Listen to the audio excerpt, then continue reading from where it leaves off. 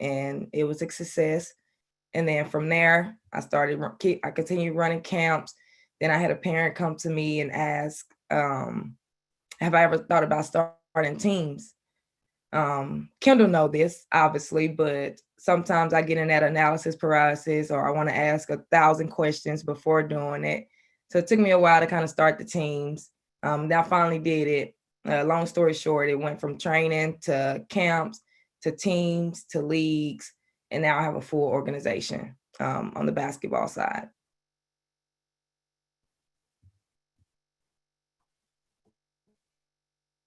Cliffhanger. Back up a minute. Back up a minute, Ashley, because I know you are missing some good pieces about this story, right? Let's talk about. So when you were playing for once, correct? Mel, I think that's your line. I'm not going to talk about you that bad about your service provider, but I'm gonna jump in real quick, Ash. While Mel is taking care of technical difficulties, Ashley, you just tried to glaze over. Y'all notice how Ashley was like, J. Ross, I was about to say, she was like, yeah, I just did all that stuff and then I was done. I'm just saying, she glazed over. Yeah, I played ball at the University of Texas. You know what I'm saying? That's a D1. She was a starting point guard. Okay, so let me bring this out of you, Ashley. So Ashley, tell everybody what it's like, because everybody doesn't get to play basketball at a D1 college, starting point guard. You definitely were a big deal. Talk to us about what that was like, playing ball in high school, being recruited, and then getting to the University of Texas. What was that like? It was a roller coaster.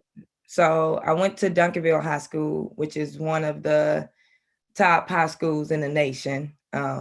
They've won, actually our boys won state this year. Our girls did not, but we won countless state titles. Unfortunately, I did not win one. So I like to say that I was the foundation for starting it. They started winning the year that I left. I went to Duncanville High School. I was recruited heavily until I tore my ACL, which I think was my first big adversity. I had a lot of schools recruiting me. Once I tore my ACL, all of those schools kind of went to the next school. So I kind of felt myself trying to figure out what to do next. Had a conversation with my AAU coach. He called me Ash Mama. So he's like, Ash Mama, you should go JUCO. And at that time, I was like, I'm not going JUCO. Like, I thought JUCO was for people who were sorry or didn't have the grades. So I'm like, I'm not going JUCO. And then I decided, because I knew that I could get a Big 12, and I looked at it as a way to get my knee stronger. So I didn't even like try out for any JUCOs or nothing. My brother was at Texas Tech playing. Cheryl Swoops was my favorite player. I knew she went to South Plains. So I was like, I'm going to South Plains. So my high school coach called South Plains, seeing if they had a spot. I went up there, and she was like, yeah. So they offered me. I was at South Plains. So from Duncanville, I went to South Plains, had a pretty successful season there. After my first year, I had the opportunity to either go to Baylor or North Texas. And I actually decided to go back to South Plains. My second year, I was honorable mention All-American there. We had a pretty good season. I actually had committed to Arkansas.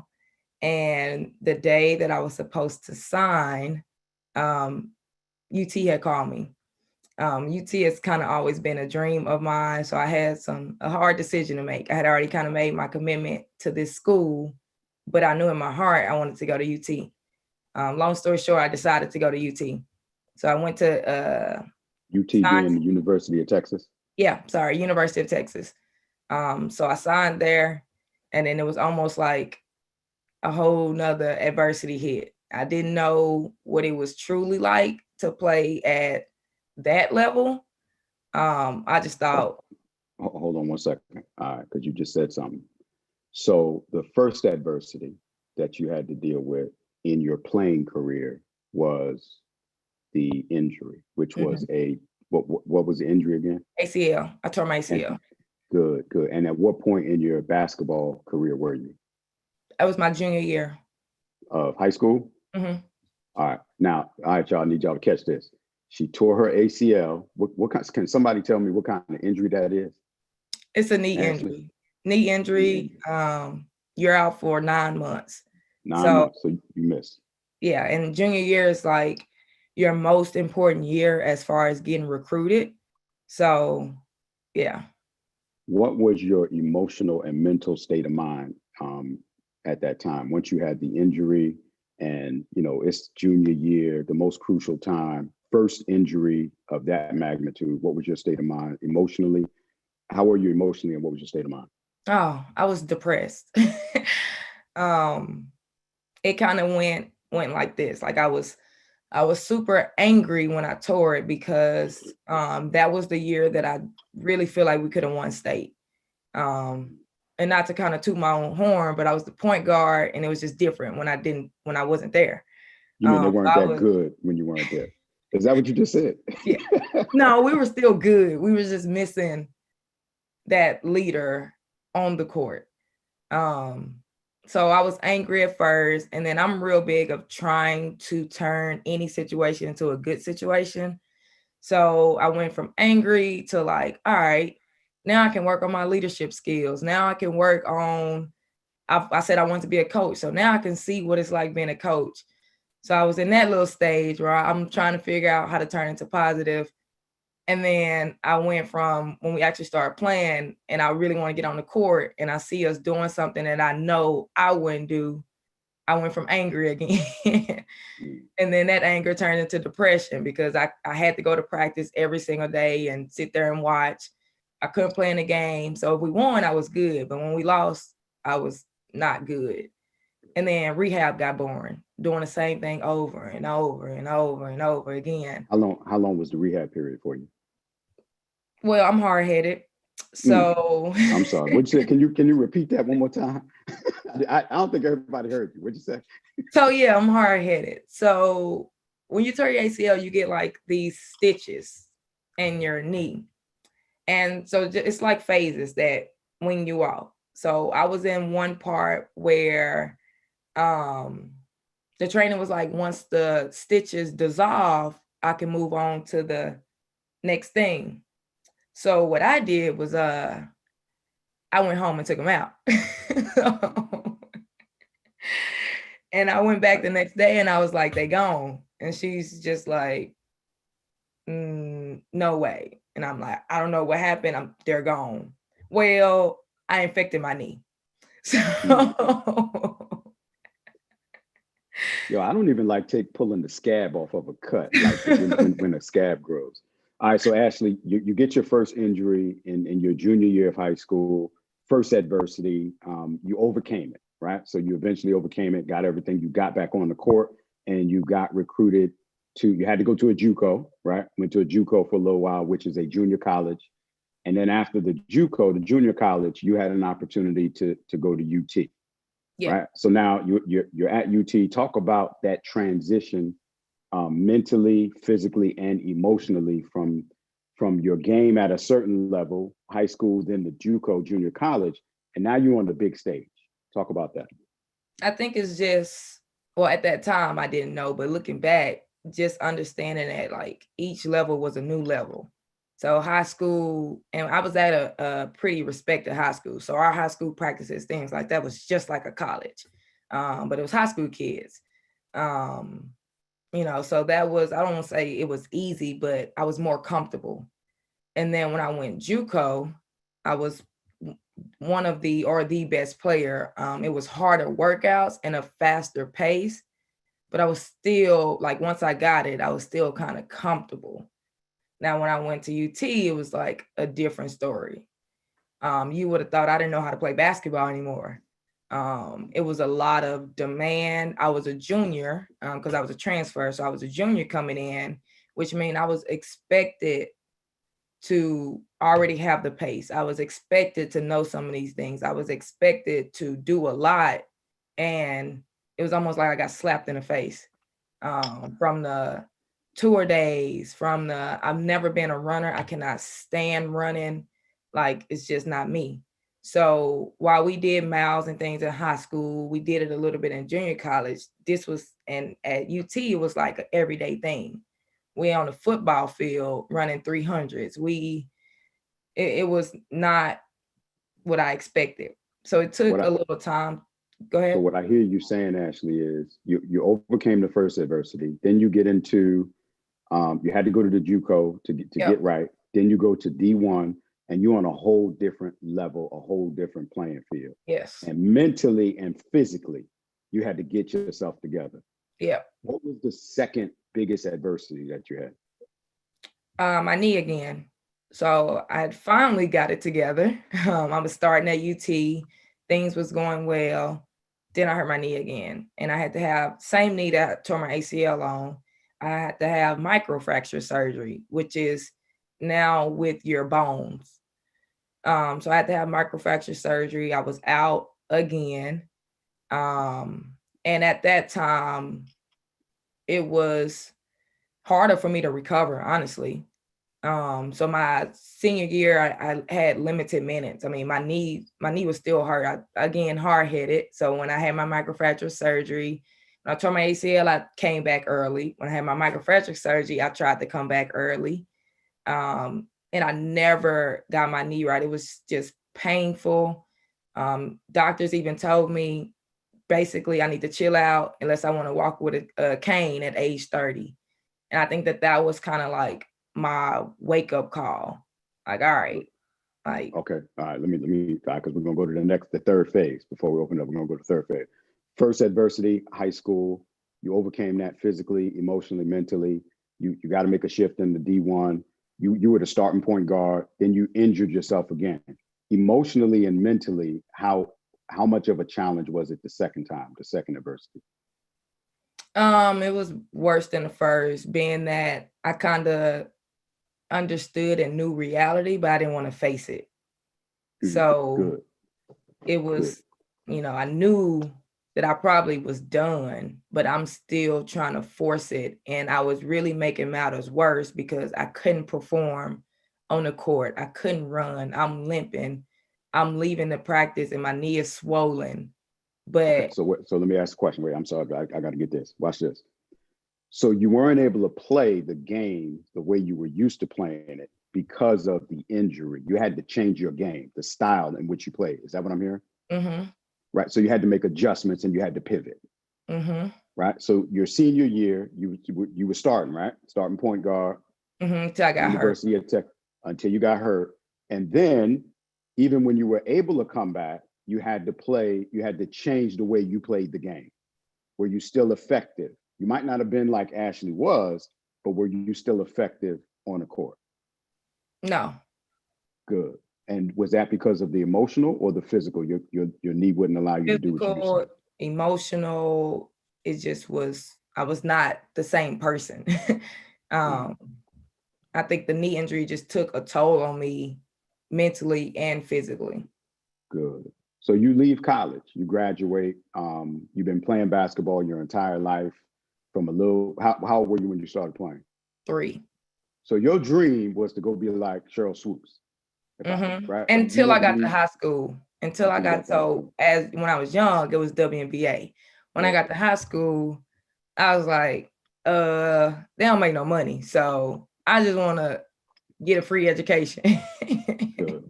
So you leave college and let's talk about how you started your business. Yep. So going back just a little bit, when I really realized that I was done, I wanted to make sure that I got everything besides a free education from UT. I had a really close relationship with my coaches. So they actually, it was like I was a coach on the team. Like I still was on the team, but I did a lot of sometimes they'll let me sit in on their meetings. So I was trying to soak up as much as I could because I thought the next phase was going to be a high school coach. And that's what I did. So once I finished, I feel like just like a lot of college athletes, I didn't really know what. I kind of thought I wanted to coach. I thought I wanted to get in real estate. So I was like, I'm going to just go to grad school because I couldn't figure out if I wanted to be a college coach. So once I finished, I thought I was going to go to grad school, but I'm picky. I only wanted to be in grad school in the Big 12 or in Texas. So almost all of them was in their second year of their grad assistant. So you get 2 years. After that, they can get another one. So they was in the second year. So I said, all right, I'll just go be a middle school coach. And then the next year I'll be a GA. And then my coach told me, like, once you go get a job, like, you're not gonna want to be a GA. And I was like, no, I'll do it. Long story short, I did not be a GA. I was at the middle school and I was training on the side, just helping some kids. A year later, I got a high school job at Cedar Creek High School. So I was the varsity head coach at age 24, which was almost unheard of. Yeah, so that was a bit of a process in itself. But I was there, and then still kind of training, was doing a lot of training. I've always kind of coached AAU teams. I was actually coaching while I was in college, just been around girls. So I was at Cedar Creek for 2 years, and then I was just like, this ain't it. And then that's when I went full time into my business, launched. And what is your business? Competitive Edge. So Competitive Edge, we host basketball camps, basketball leagues, and I have AAU teams. Good. All right. So you started business, right? What was the first adversity that you came in front of that hit you in your business? I would say the league. So I was doing training, I was doing camps, and it was doing well. The business wasn't officially launched. I guess I could say when I actually turned it into a business, but I decided to run a league in Austin. And I thought it would be as simple as, all right, I'm gonna get the best gym in Austin and it's gonna be good. Well, I put it out there and it was crickets. So I was just like, oh shoot, what am I gonna do? And I went back to look. There were 2 other leagues out here. One was pretty far out, and it was a free entry for parents to get in, but they had a higher price for coaches. The other one was you had to pay to get in, and they had a cheaper price. So I decided to go in between. At first, the league, I think, was like $800, and it was free for admission. I changed it to $600 and then did a cost for the parents to come in. And then I just start calling. I got on my computer, looked at every tournament in Austin, searched the team name, got a number, and called until I got that first yes. When I got that first yes, it snowballed. Luckily, the first team that got in my league was a reputable program, and he had like 4 or 5 teams. So when I was able to say ATX Nice is in it, I got another one. It's like, oh, we'll hop in it. And then I got another one. And then the first league was 42 teams. And this past fall, during a pandemic that I thought would be 40 teams, I had 84 teams. So you're in the build and the growth stage of your business. Here's a question. How have the injuries, the first injury, the second injury, having to go through physical therapy, emotional trauma and stress, and mental, building up your mental muscle, how did that help you to have something to stand on in your business throughout the business trials, the business challenges, the business obstacles, and the business adversities? Well, I think even from an injury and just playing basketball, it's helped me understand that there is going to be challenges, there is going to be adversity, there is going to be a lot of no's, and to keep pushing regardless, to keep pushing, to find the yes, to find your team. I think that has kind of what's helped me stand on the business, understanding that you're going to go through something, understanding that, I mean, it's like getting knocked down and getting back up. Like that's kind of how my injuries was. And I think that helps me a lot in the business. All right. So I want y'all to get your questions ready. And I want to make sure, I want to put this in a package so everybody can understand it. Ashley was playing basketball since she was a little girl against boys, right? She started off playing against the boys, right? So that in and of itself can be very traumatizing for a young girl. She goes up to her junior year, has her first major adversity, which is an injury that could end anybody's playing career. Then the next adversity, the mini adversity, was she couldn't go directly to D1. She went to a junior college first, right? She had her mind set on getting to a school, a D1 college. She was able to go through the junior college and then make her way to a Division I basketball team. And through the adversity of the first injury, able to be the starting point guard on the team. Then here comes life again. Here comes another adversity. Here comes another challenge, another obstacle. Ashley gets hurt again, right? Which would have crushed most people's spirit.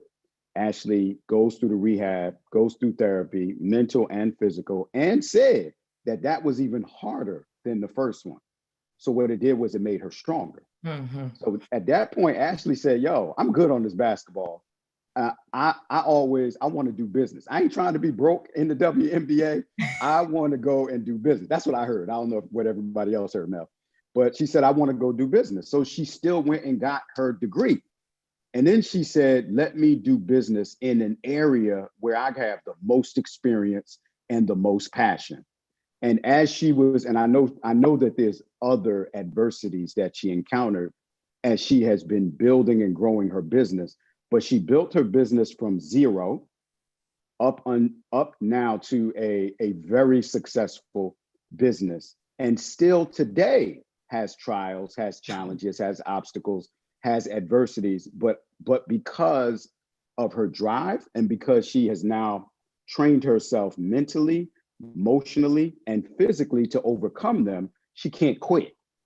And I wanted to put that in that context for everybody, because as you're building in life and in business, even at work, in your career, as you're building, you're gonna get bust upside the head. Something gonna bust you upside the head. It's gonna be financial. You're gonna have an injury. You're gonna have ACL, MCL, RCL, TCL. Something gonna mess up. And you're gonna have to be able to grow through the adversity. You're gonna have to be able to come through it. So Ashley, you're in business now. You're killing the game right now. Talk to everybody, even being in business, how many years? 3. 3 years, right? Brand new business, in business 3 years, super successful. Talk to everybody about your current adversities, the current obstacles, the current challenges that you face in your business today. So when I think of the basketball business, I would just say that the challenges is, one, it's a male dominated industry. So it's almost a little intimidating when people see that it's a female running league, it's a female that have AAU teams that's doing trainings. And that in itself is a challenge. Within my teams, I'm strategic enough of I only want female coaches and ones who have played the game. That is a challenge. One, because a lot of women do not want to coach basketball. 2, women, for whatever reason, don't like to work together. So I'll have where it's a female who would be great to come be a part of the organization, but she'll rather go to someone else's organization. So that's in itself is also a challenge, especially as I grow teams. It's went from 1 team to 8 teams now. And the more teams I get, the more coaches I need and want. So finding women who have played the game and also know how to coach is a challenge. And getting parents to trust the process. The way that my AAU model is, I have a mix. So I have some pretty good kids, and then I have some more local kids. Being that it is a new organization, you have programs who have been around for 20 plus years, and they'll go to a parent like, hey, I can get your kid at this school. Hey, I can do this. So getting parents to understand that buy-in. I started my program from a foundational standpoint with a 7th grade team. So they haven't reached the point of getting offers yet. So getting parents to understand that is also a challenge. I hear you saying you got to deal with the kids, the student athletes. Then you got to deal with mom and daddy. And then you have to also deal with your team. How many total people do you have on your team, on your staff? Coaches. Coaches, admins, your whole squad. So I look at Trainers. the buckets for the teams. I have I have 8 teams, so I have 7 coaches. I always coach the oldest team, so I have a coach for each team. I have team moms that I talk to weekly for each team. I have a team admin person that I actually need to talk to today. I have a league coordinator, and then I have workers at the league that are kind of like student volunteers. Good. So if I heard you right, approximately how many people did I hear you say you have on your squad? 12. 12 people. You've been in business 3 years, right? You still every day have challenges and obstacles that you overcome. What do you love the most? And then guys, I'm gonna open it up for Q&A right after this question. What do you love the most about building your business? I'm gonna say 2 things. One, being able to have other people around. I love talking to people. I love networking with people. So finally being able to communicate with others, share ideas with others. While before it was just me trying to do every single thing. So I love that. And then, or I'm gonna say 3 things. Being able to give kids the opportunity to play. I kind of have that middle of the road where some of these high level programs are gonna kind of select their kids. And then I have some of these local programs that just don't do things the right way. So I'm that like middle of the pack where they can compete at a high level and get a good organization. So being able to do that. And then the last thing I would say is being able to give other people opportunity to make income. Good. Last question, then we're gonna open up for real. You know what I'm saying, Jay Ross? This is the last one. You sure? Yeah, I promise you. After this question, we're gonna open it up for real. Because I just want, and Ashley, if you don't mind telling everybody, can you tell everybody how old you are? 29. She's 29 years old. All right. So watch this. What is the thing that you really dislike or that challenges you that you just don't like about your business? I would say admin stuff, detail, input and scheduling, trying to remember. I'm a forgetful person. So like trying to put a bunch of different pieces together. I think that's really, it's not too much. One thing I probably would say is while I like basketball, love basketball, sometimes like ball ain't life for me. So I don't like being in. No. You just dropped the gym. No. We don't just let those gyms slide. She said, ball ain't life for me. Ball is not life for me. Go ahead, Ashley. I just want to catch that. So that's probably what I would say. Like, I do not like being in the gym all day. Like, if my team's not playing, I'm probably not going to watch games. So like, that's probably something that I would say. Good. All right, we open. You guys drop in the chat, raise your hand, questions. I just want to read a comment that Shantae put in the chat. She says, in my 18 years in sports medicine, I have never heard of a female athlete recovering like this. Heart emoji. It is a big deal, y'all. It's a big deal. Walter, I see you, Walt. Come up off mute. Good morning, everyone. Good morning. Good morning. Ms. Ashley, great story and testimony. In the chat, I asked, at what point in your injuries did you begin to see this as an opportunity for growth for you as a person and as a player?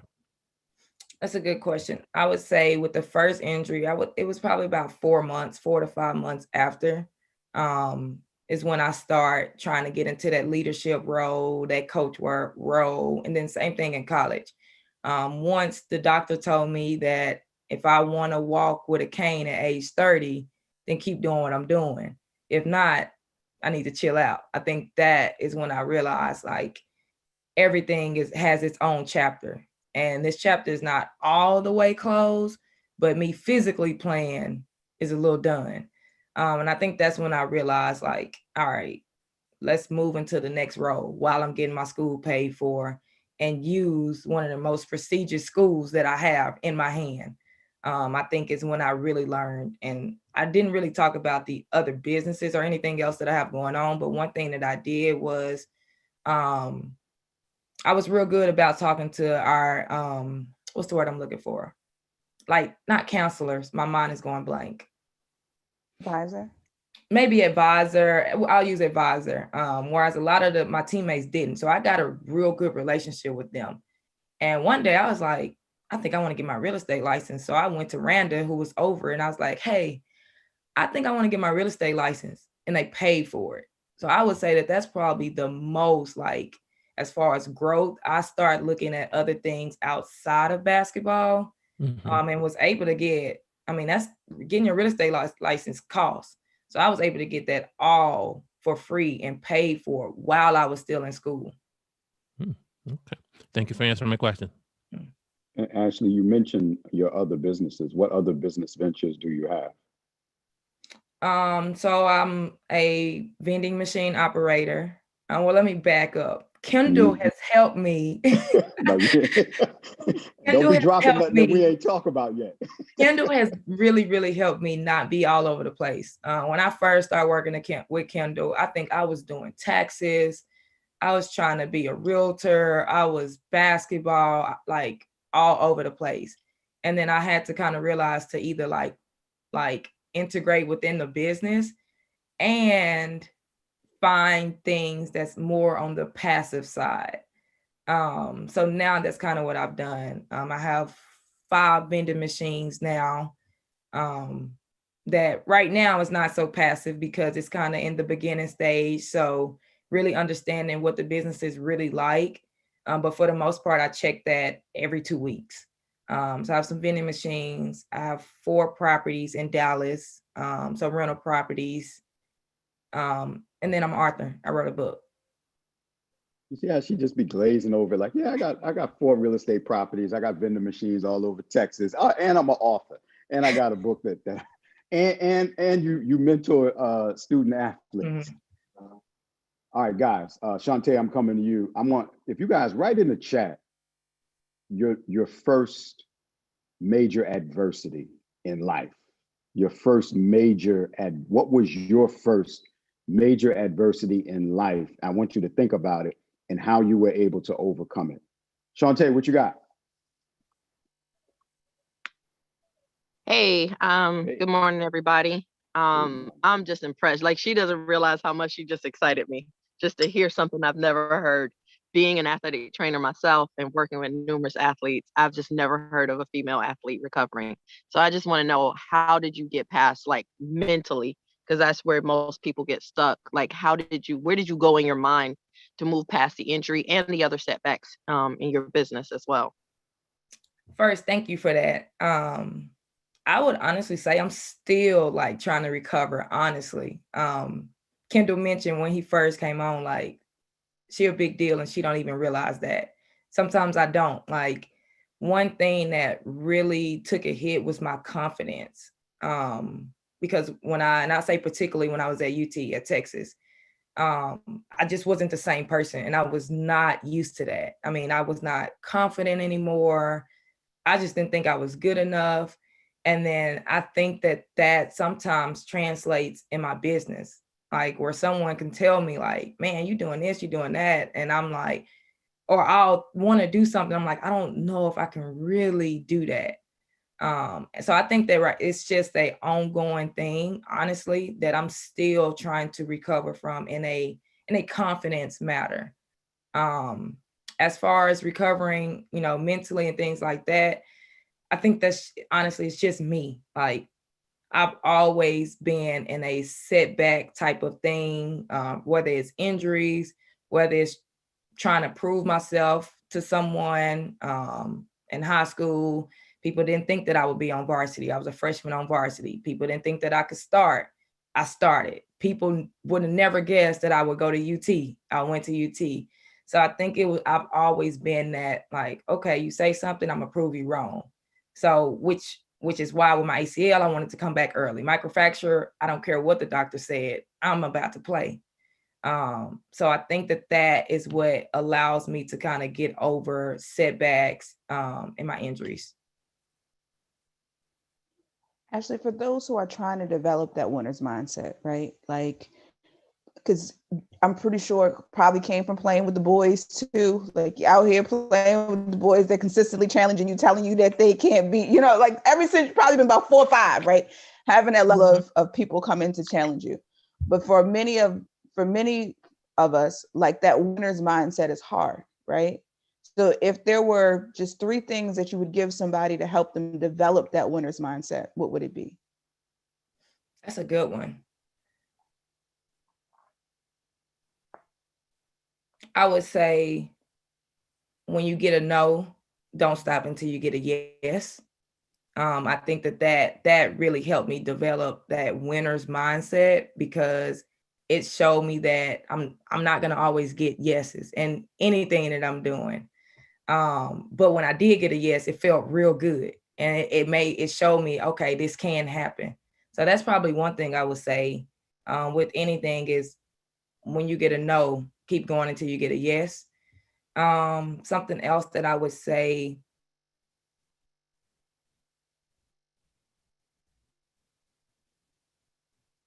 what helped me develop a winner mindset is reading.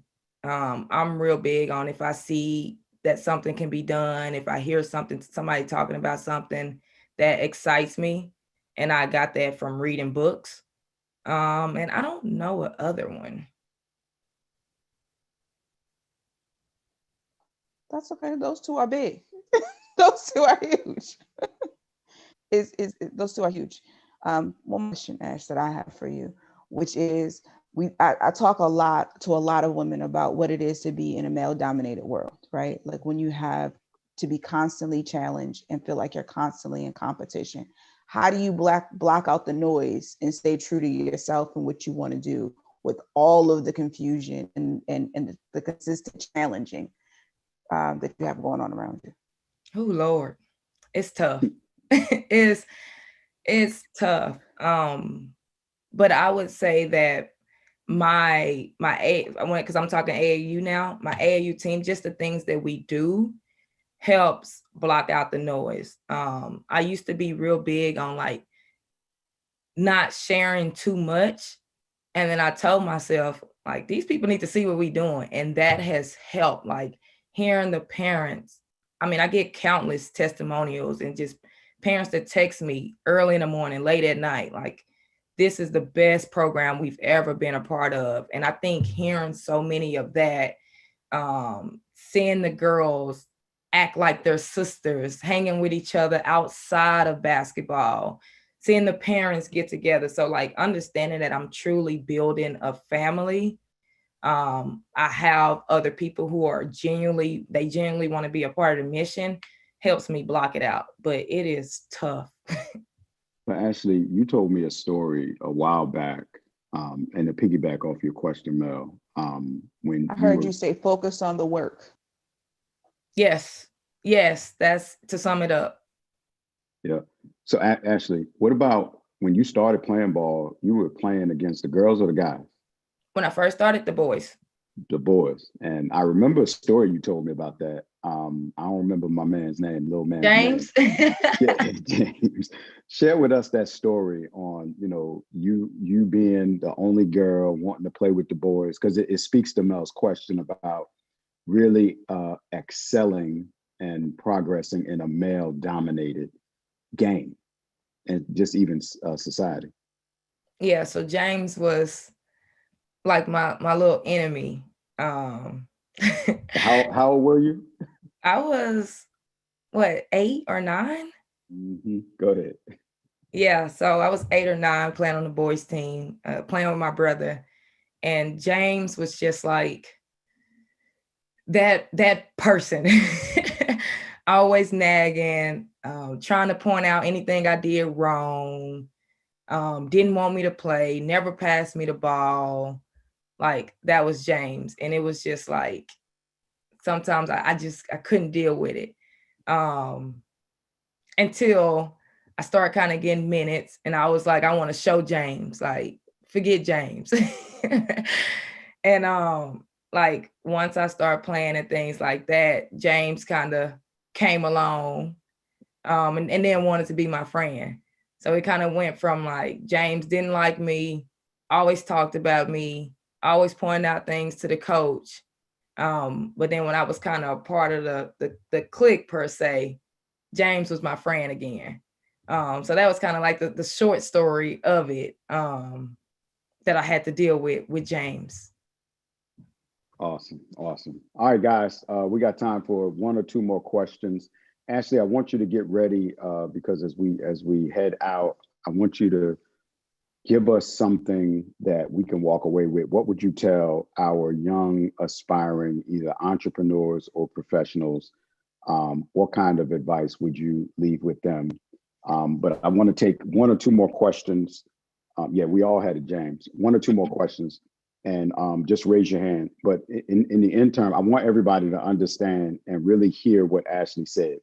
What Ashley said was she started off playing a male-dominated sport, and her first challenge was James. That's what I just heard. James was her first major adversity. She had to overcome that. She had to overcome injury. She had to overcome emotional stuff. And she didn't even talk about maybe the major stuff in life that happens during those things. Emotionally, depression, stress, all of those different things, and still maintaining a high GPA in college. No matter what it is that you decide to do with life or business, it does not happen overnight.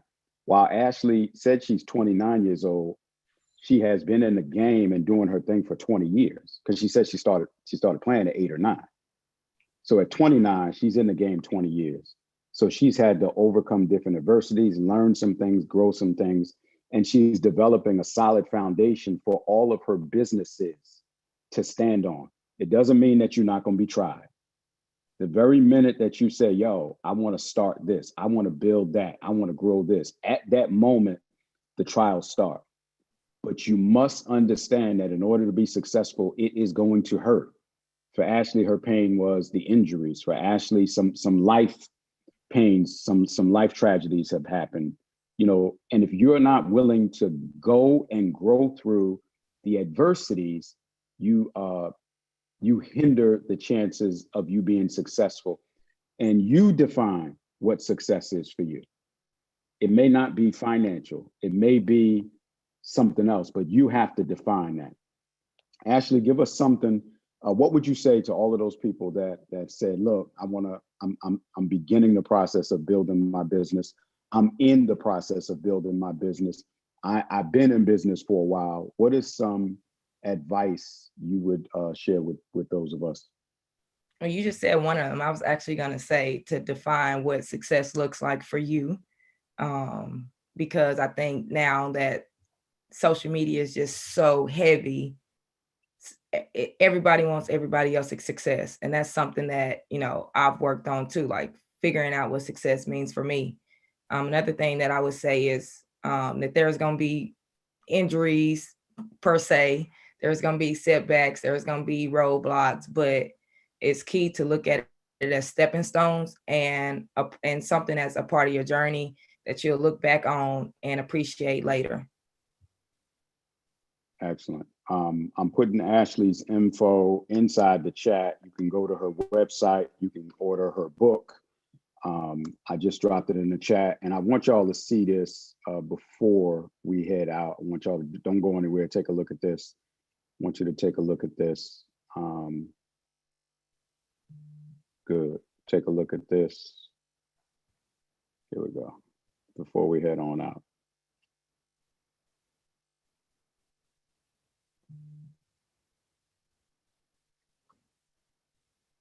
Now I love this right here because this is her homepage.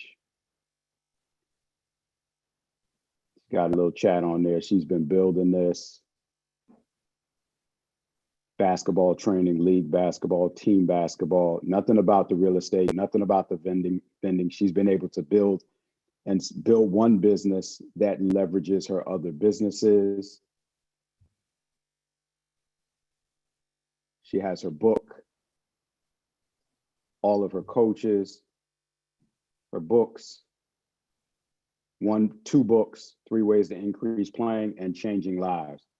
Y'all get this book. I was a part of the back end of it, I believe, where she was going through all of the things that you go through when you're writing a book. When you're release it. almost didn't release it, and she finally completed it. The book is a game changer. But guys, go and check out what Ashley is doing, but don't forget the story. That's the most important part, that you don't quit, you just keep going. And at 29 years old, and it doesn't matter how young you are or how old you are, right? As long as you breathe, and you can still grow. Mel, anything before we check out? So we're gonna do something different. We assume people know us. Kendall, just wondering if we have any new people that's joined us this morning. Oh yeah, if this is your first time on Coffee Q&A, come off mute and say, this is my first time. Or drop in the chat. Yep, just drop in the chat if this is your first Coffee Q&A with us. Yeah, good, we got to thank you, Kelly. All right, that doesn't look like we have anybody new yet. Anybody? So we're doing something different next week. Next Saturday, we're gonna do something a little different, right? Next Saturday, we're doing what we call CQA Live, Coffee Q&A Live. Mel and I will be at headquarters at our office, and we're gonna go live there.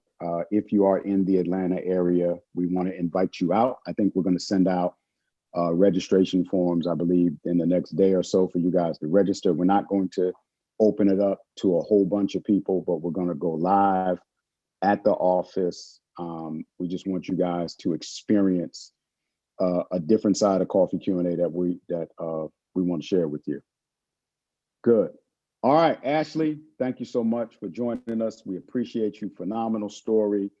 Keep doing what you do. Keep building, keep growing. Thank you for getting up a little extra early. I know you are an hour behind in Texas.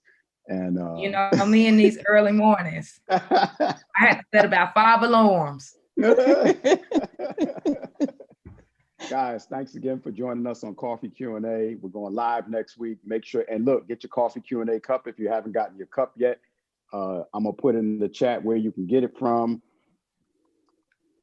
Go to our store, grindation.store, get your Coffee Q&A cup. If you can, join us at the office next Saturday, April 17th, Coffee Q&A Live. On behalf of myself and Mrs. Mel B. Cook, y'all have